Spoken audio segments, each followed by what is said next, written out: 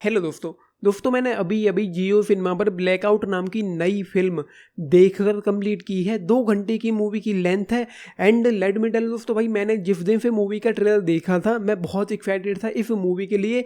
मेरी जो एक्सपेक्टेशंस थी वो यहाँ पर थी। पहली बार मुझे एक्साइटमेंट हुई थी जियो सिनेमा पर रिलीज होने वाले किसी कंटेंट के लिए, लेकिन अनफॉर्चुनेटली जितना मैंने सोचा था ये मूवी वहाँ तक नहीं पहुँच पाई है। मैं कहूँ कि यहाँ तक मैंने सोचा था तो मूवी यहीं तक पहुँच पाई है। हाँ, ये ज़रूर है कि मूवी का जो फर्स्ट हाफ है वो काफ़ी मुझे अच्छा लगा। वहाँ पर जो कॉमेडी थी वो काफ़ी अच्छी थी, लेकिन प्रॉब्लम यहाँ पर इस मूवी में ये है कि यहाँ पर जो किरदार हैं, जो दुनिया है, जो यहाँ पर हो रहा है, जो चीज़ें जितनी सीरियस हो सकती थी उतनी सीरियस नहीं है। कोई डेप्थ नहीं है, फील नहीं है, इमोशन नहीं है। ऐसे कहूँ कि सोल मिसिंग है इस मूवी में। मतलब बहुत ज़्यादा पागलपन इस मूवी में हो सकता था। जिस तरीके से एक एक करके सिलसिलेवार घटनाएं होती जा रही हैं, इतना सारा थ्रिल, इतना सारा टेंशन, इतना सारा सस्पेंस इस मूवी में हो सकता था कि मतलब आपको उस तरीके से हुक एंड बुक करके बांध कर ये मूवी रख सकती थी कि आपका इस मूवी पर फिर ध्यान ही भंग ना हो। मतलब क्लाइमैक्स में ही मैं डिस्ट्रैक्ट होने लगा था। मूवी का फर्स्ट हाफ है काफ़ी अच्छा है, ब्लैक कॉमेडी है, काफ़ी अच्छी है। एक दो सीन्स थे जहाँ पर बहुत हंसी आती। फॉर एग्जांपल जब वो लोग बॉडी डंप कर रहे होते हैं कब्रिस्तान में, वो शॉट देखकर तो मेरी हंसी फूट पड़ी। मतलब भयानक वाली हंसी मुझे आई जब वो जो भी हुआ जो हुआ।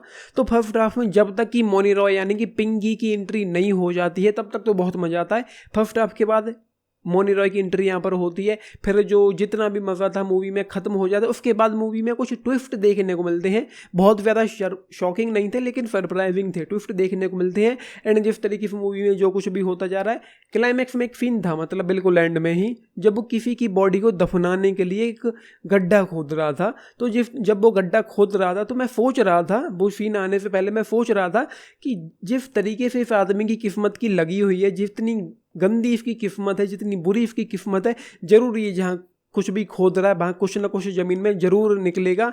एंड वही हुआ। अगले ही शॉट में मैं देखता हूँ कि कहीं जो फावड़ा था वो टकराने की आवाज़ आती है एंड कुछ वहाँ पर निकला, तो वो कुछ अच्छा था। तो हाँ, जैसा कि मैंने कहा मूवी में सरप्राइजेज अच्छे हैं। उसकी बीवी को लेकर एक सरप्राइज मिलता है वो अच्छा था। एंड यहाँ पर बेवड़ा को लेकर जो एक सरप्राइज था वो अच्छा था, वो कुछ मुझे काफ़ी अच्छा लगा।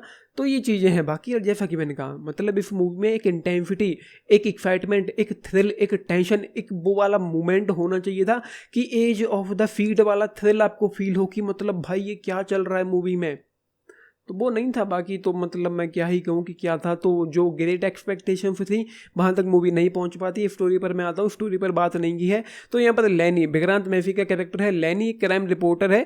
उसकी ज़िंदगी में एक रात में भूचाल सा मच जाता है। किन्हीं चीज़ों की वजह से वो उसको कुछ चीज़ें मिलती हैं, जैसे कि फॉर एग्जांपल ट्रेलर में भी आपने देखा होगा, बता ही देता हूँ। तो उसको सड़क पर एक गाड़ी एक्सीडेंट होता है, गाड़ी पलट जाती है। उस गाड़ी के अंदर बहुत सारी ज्वेलरी उसको मिलती है, वो उठा लेता है, अपने पास रख लेता है। उसके बाद आगे बढ़ते हुए उसी रात में उसके साथ बहुत सारी घटनाएं होती हैं, जिसमें वो क्रिमिनल्स हैं, कुछ और उस तरीके के लोग हैं जिनके बीच में वो उलझता जाता है। तो ये है मूवी की कहानी। मतलब उतना जो सोचा था उस हिसाब से तो मुझे मतलब मैं यूँ कहूँ कि मुझे ग्रेट एक्सपेक्टेशंस रखनी ही नहीं चाहिए थी, क्योंकि जियो सिनेमा की मूवी है तो ग्रेट एक्सपेक्टेशंस रखनी ही नहीं चाहिए थी। तो शायद ये मुझे थोड़ा सेटिस्फाई करके जा पाती कि मैंने कुछ देखा।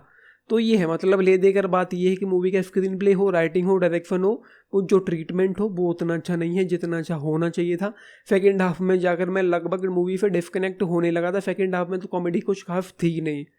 तो ये है जस्ट इफ्टल 3 स्टार आउट ऑफ 5 इस मूवी के लिए। चाहे तो फैमिली के साथ देख सकते हैं। ना तो किसिंग है, ना न्यूडिटी है, ना वल्गैरिटी है, ना गालियाँ हैं। फिर भी 16+ की कैटेगरी में आई थिंक इस मूवी को रखा जाना चाहिए। चाहे तो फैमिली के साथ देख सकते हैं। फ्री टाइम है, फ्री बैठे हैं, फैमिली के साथ देखना चाहते हैं, आपको मज़ा आएगा। लेकिन अगर आप बहुत अच्छे से मैं कहूँ कि पूरी दुनिया भूल कर मूवी में घुस कर देखना चाहते हैं तो शायद ये आपको थोड़ा सा डिसअपॉइंट करेगी। एंड कैरेक्टर्स में भी डेप्थ नहीं है, वो वाला इमोशन नहीं है, वो वाला फील नहीं है जो आई गेस होना चाहिए था यहाँ पर। एंड एक चीज़ और बता दूँ, इस मूवी का जो CBFC सर्टिफिकेट है वो पिछले साल, अब से 14 महीने पहले ही, पिछले साल अप्रैल में जाकर पास हो चुका था। तो ये मूवी भी ये अभी की नहीं है, ये 1 साल पहले ही बनकर तैयार हो चुकी थी। पता नहीं कब की शूटिंग कंप्लीट हो चुकी है, लेकिन CBFC 1 साल पहले ही पास हो चुका था इस मूवी का।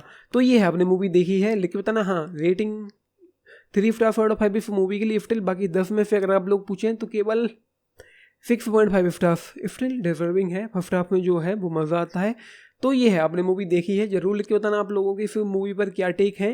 बाकी ये लाइक शेयर सब्सक्राइब भी करना चैनल को, वीडियो को। And this is Nitish signing off, thank you. And में मैं कहना चाहता हूँ कि जो बात होनी चाहिए थी, मतलब जो सारा गुड़ था वो गोबर कर दिया यहाँ पर उन्होंने। मतलब किसी अच्छे डायरेक्टर के हाथ में ये मूवी गई होती तो वो कुछ बहुत अच्छे से इसको एग्जीक्यूट कर सकता था। ये है मेरा take. Thank you and good night.